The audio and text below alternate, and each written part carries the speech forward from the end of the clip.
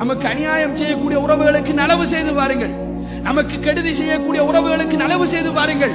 நம்முடைய உரிமைகளை பறிக்கின்ற உறவுகளுக்கு அவர்களுடைய உரிமை அழகான முறையில கொடுத்து பாருங்கள்.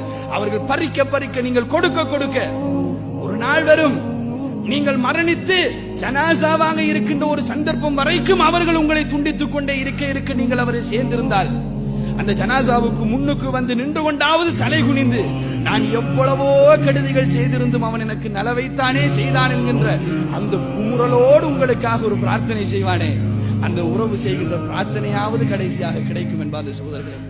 கையேந்தி இதற்கு பின்னால் இவனுக்கு அநியாயம் செய்ய முடியாது, அவனிடத்திலே மன்னிப்பும் கேட்க முடியாது, அவனுக்கு ஏதாவது செய்வதென்றால் இந்த ஜனாசாவுக்காக வேண்டி நான் செய்கின்ற பிரார்த்தனை தானே என்று அந்த உறவு உங்களுக்காக செய்யுமே ஒரு பிரார்த்தனை. இந்த பிரார்த்தனை லேசாக உங்களுக்கு கிடைக்காது. அது கிடைக்க வேண்டும் என்றால் நீங்கள் உறவுகளை பேணி வாழ்ந்தால் தான் கிடைக்கும் என்பாத சகோதரர்களே. அந்த அளவுக்கு பெருமதியானது இந்த உறவுகளை பேணுவது என்பது.